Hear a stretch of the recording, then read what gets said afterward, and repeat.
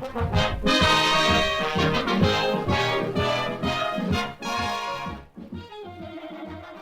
back, listeners, to the Air Force Judge Advocate General School podcast. I'm Maj Alexxa Pritchett, and today we're continuing our focus on professional military education with a look at Squadron Officer School, or SOS, from the student perspective. SOS is a critical milestone in an Air Force officer's development designed to prepare captains to lead in complex, joint, and contested environments. Today, we're shifting to the experience of a recent SOS graduate, specifically a JAG, who completed the course under the new redesigned curriculum. By the end of this episode, our goal is to give you a clear picture of what SOS looks like, what JAGs can expect, and how the experience shapes officers as they return to the field. Joining us today is Captain Joseph Ludmir, a recent SOS student, to tell us about his experience at SOS. Captain Ludmir, can you please introduce yourself and tell us about your background in the JAG Corps? Absolutely. So I'm Captain Joseph Ludmir. I joined the JAG Corps in January of 2022. I commissioned directly after law school. And my first assignment was at Joint Base Pearl Harbor, Hickam. So I was very lucky, got to go to Hawaii for a couple of years as an assistant staff judge advocate. And then in July of 2024, I PCS'd and went to new assignment here at Barksdale Air Force Base, Louisiana, where I have been the Area Defense Counsel. And actually, that's when I went to Squadron Officer School just several months back in July to September of 2025. So, Captain Ludmir, before you had attended SOS, were you aware of the recent changes to the program? Yes and no. So I definitely had heard murmurs that the curriculum was being redesigned. But as you probably know, you hear telephone games of what one person tells you, what one person tells you, what one person tells you. So I'd heard that they were maybe redesigning it. Whether those redesigns to the curriculum were going to happen when I was there or not, we weren't even sure at that point until we really got there, and they informed us, yep, there's new curriculum, get ready because it's going to look very different from what others have experienced. So let's kind of shift our conversation to when you arrived at SOS. What stood out to you most during your first few days there? Absolutely. They had emphasized at the beginning, in our first alt call, so to speak, that they were going to emphasize a lot more interactive wargaming exercise type time rather than classroom instruction. And I was like, okay, you're talking the talk, but are you going to walk the walk? And I actually remember the first day, maybe within the first few hours, our instructors said, you're going to go meet outside.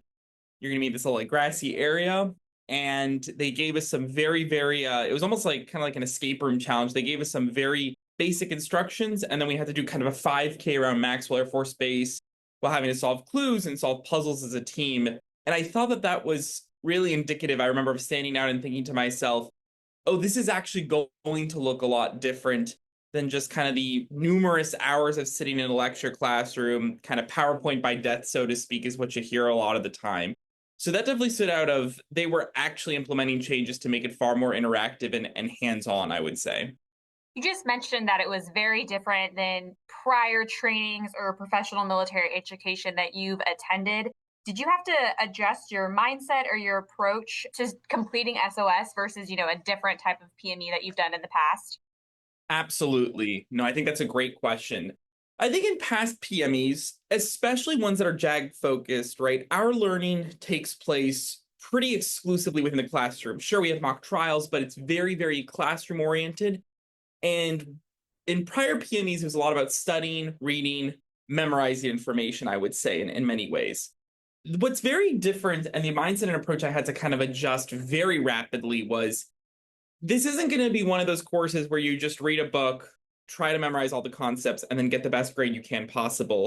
You as a JAG, I think there were two big dimensions that I had to focus on. One, I had to focus on a lot of folks who I was with have incredible experience within their own career fields, but likely have never really dealt, at least within the job setting, in working with a JAG or utilizing a JAG's advice.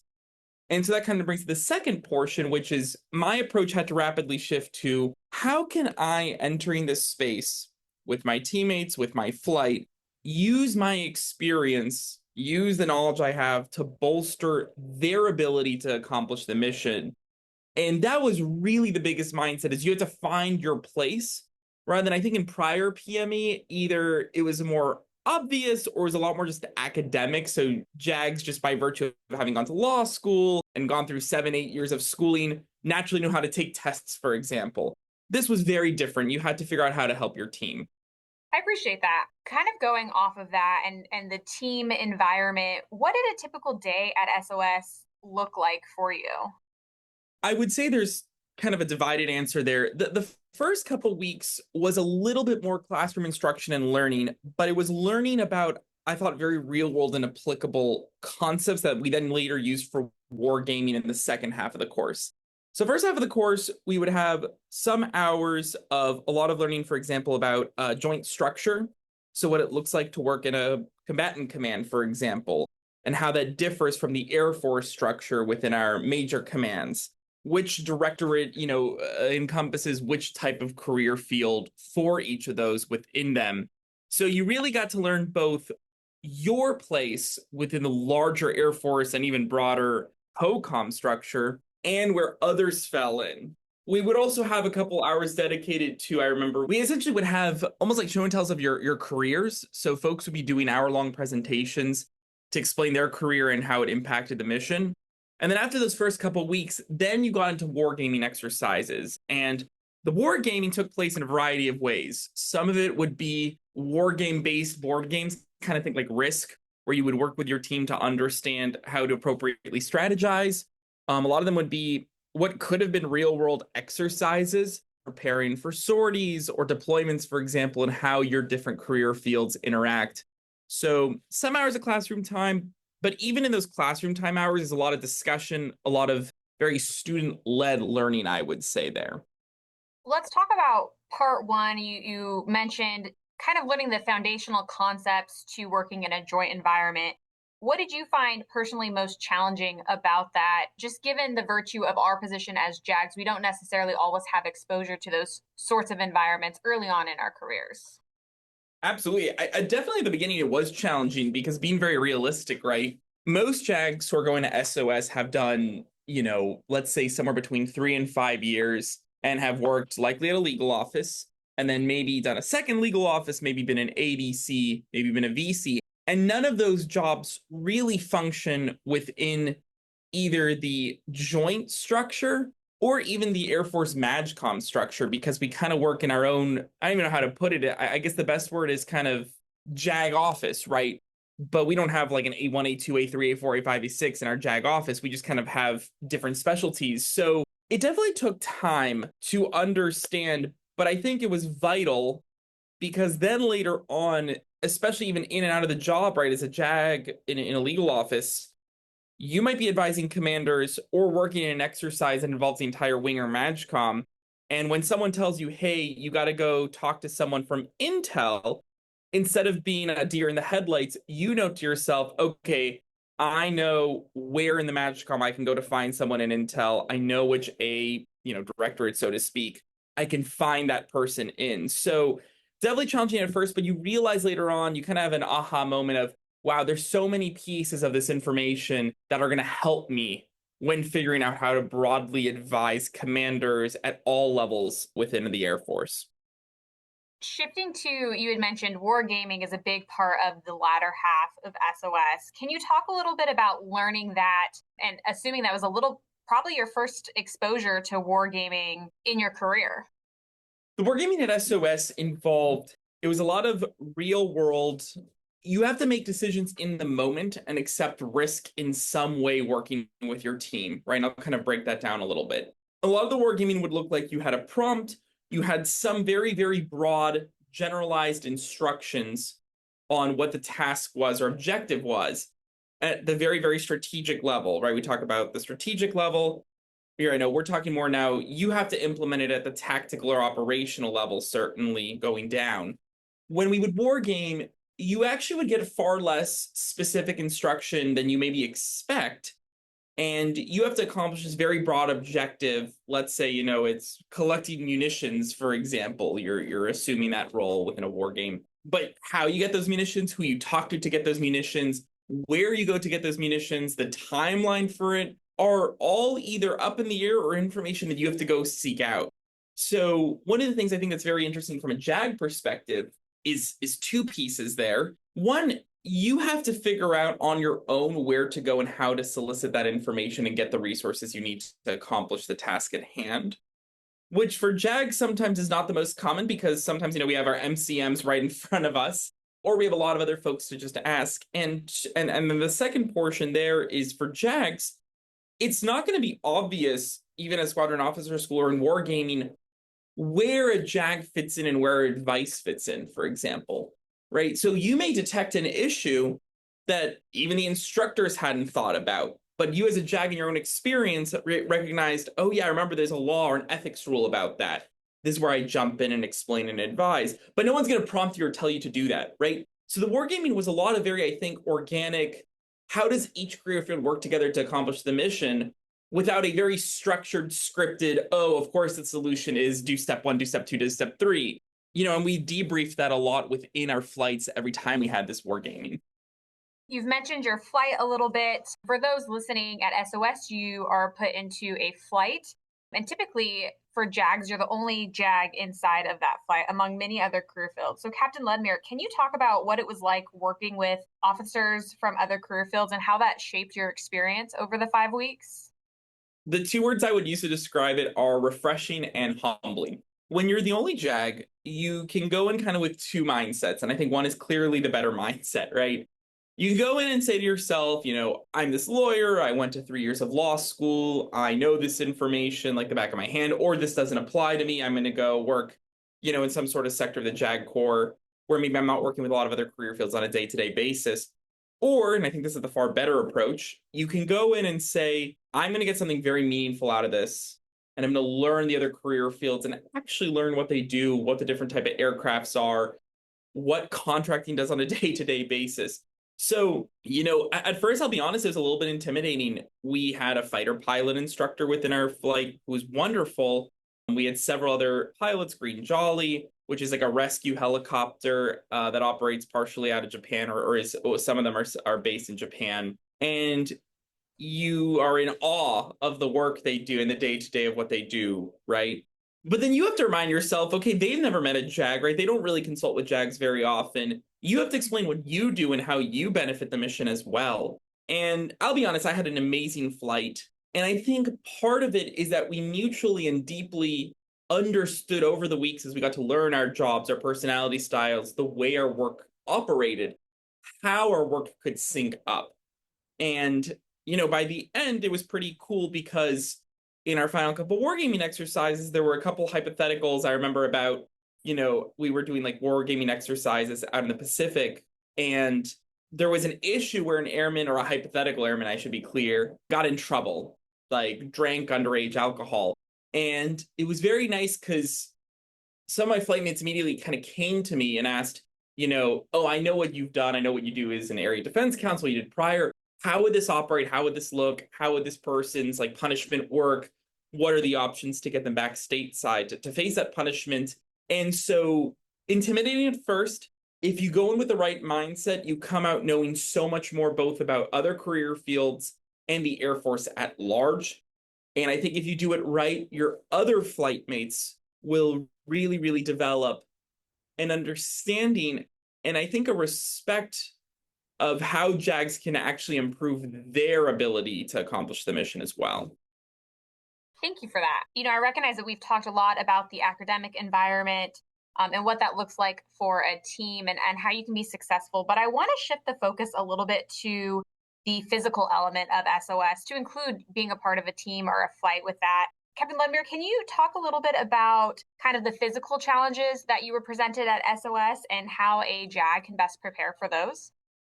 Yes, absolutely. So it was pretty physically demanding, I would say. We did a 5K off the bat as part of kind of a team challenge where we ran around Maxwell Air Force Base, accomplishing different tasks. We would be doing PT every morning as a flight, frequently with other flight members leading the PT, upper body workout, lower body workout. By the end of it, and kind of the ultimate goal was in our final sort of wargaming challenge, which involved running around base to accomplish different tasks for a hypothetical deployed squadron, we actually ended up doing a 10K. So you're going to be doing a lot of cardio. I would definitely come in having, hopefully you're already on this track, but having regularly ran, regularly doing cardio, regularly working out. You also had an obstacle course and several team building obstacle courses that required upper body strength. So the more you can prepare, I think honestly, the more you just help your flight out. Because frequently the way our success was determined at SOS was your team score, your flight score, whether it was the lowest time in running, for example, or the ability to accomplish obstacles that really required, lifting barrels, for example, or pulling heavy items from one side to another, balancing. So one of the changes they had explained in Squadron Officer School was that you had to be physically truly fit and that we were going to be doing PT every day, both separately from the course, but also integrated within the course as well. And I think that came very much true. How did you feel about the integration of PT, which, this is a new initiative from the Secretary of War in general? So, how did you feel that helped your experience in a professional military education environment? I loved it, honestly, especially for JAGs, where most of our days is spent either in meetings or behind a computer. It felt really good to get out and get regular exercise within that integrated environment that we talked about, right? I remember even at one point, I was able to lead a PT workout with our flight. We did some cardio, and it was very, I think, motivating, right? To see your whole group and team doing the same workout with you and you being the one to lead it. So it was refreshing, honestly, is the best answer I can give you there. What would you say to a JAG who maybe isn't necessarily as comfortable or confident in their physical abilities heading to SOS, knowing that they're going to have to really engage in those kind of activities? Yeah, and I want to be very clear. I am not, the person who gets 100 on every single PT test ever. I think the attitude you have to go into is obviously prepare and keep your PT up, but also understand that the core principle there is that you are a flight and a team. And we really did have a no man left behind attitude, whether it was with running, PT, or obstacle courses. Everyone's going to have their weaknesses. So don't be afraid or don't feel like you have to go in there saying, I have to prove that I'm the strongest person or that I can run the fastest mile of anyone. I actually think that attitude will backfire and potentially, not allow you to get the support maybe you need or you didn't even know you needed from your team. So the idea is, are you putting the effort in? And I think that's what really matters. And when you can show you're putting that effort in, the results will naturally follow and your team will be there to behind at SOS to support you. So I want to take a few steps back and kind of look holistically at the value that JAGs get out of SOS. Can you talk a little bit about how this course has changed your view as an officer in the United States Air Force? It's changed a couple ways. I'll start one with my specific job as an ADC and then talk a little bit about more broadly. So as an ADC, right, we get, and many of you who are going to be ADCs or who are ADCs or victims counsels too, you get hundreds of clients who walk through your door. And they all come with often years, if not decades of military experience, with a squadron, they're attached to. And frequently we just see those letters, right? OSS or MUNS or CS or whatever it may be. And we don't really understand often what that entails day to day. With Squadron Officer School and truly the focus on understanding your role in the broader Air Force environment, learning everyone's career fields, I came back to this job as an ADC, and when I had clients who walked in the door and I saw, for example, that they were part of CE, right? I think about my flight mate at SOS who was CE, who explained the day to day what, electrical engineering would look like, for example, on base if you were in CE. And when you can understand or show that you understand the clients you're advising, that you understand their career field, you understand the challenges of their career field, you understand that maybe, for example, like in security forces, they work all sorts of different shifts. Maybe there's specialized exercises that folks in MUNs will go to. You build a lot more trust with the folks you're advising because you're showing that you understand and care about their specific background within the Air Force, and you're not just seeing them as another data point within your clientele. So for even any JAG, regardless of what level, but especially captains, SOS allowed me to have a much deeper understanding of the structure of the Air Force and connect with other officers and enlisted members about their career fields to be able to give them advice and for them to feel comfortable to trust the advice we give on a day-to-day basis. Thank you. I also loved SOS mainly because I got to learn so much about the Air Force at that time, and I think that makes you a better JAG just to know whether it's a commander you're advising or a client, to know a little bit more about who they are, what their AFSC does, and SOS is a great experience to leverage your skills but learn so much about the Air Force. So, Captain Ludmir, before we wrap up today, if you could give one piece of advice to a JAG who is preparing to head out for SOS, what would it be? The biggest piece of advice I would give for any JAG going in there is you will get out of SOS what you put in for it. I remember the first day in the auditorium, Colonel Iyer had talked to us. That was the SOS commandant. And he kind of made a really interesting point. And he said something like, if you expect us to kind of spoon feed you or give you the information to become a better officer and eventually an FGO, that's not going to happen here. You know, this isn't officer training school. This isn't day one where you're being yelled at to wake up at 4:30 a.m. You put in and you get out what you put in. And he really emphasized that attitude is going to shape your SOS experience. I had heard all sorts of different approaches and stories about how JAGs went into SOS. And I think this connects sort of to my main piece of advice. And I'm going to talk especially to the ADCs and BCs out there, because a lot of the ones going SOS are. There are going to be many times where you feel tempted or conflicted to prioritize your work back at your job over SOS. I would encourage you to the maximum extent, don't. Right, I get it. We all have certain things that are time sensitive or deadlines coming up. Do not make SOS a just checklist item that you have to check off to become major.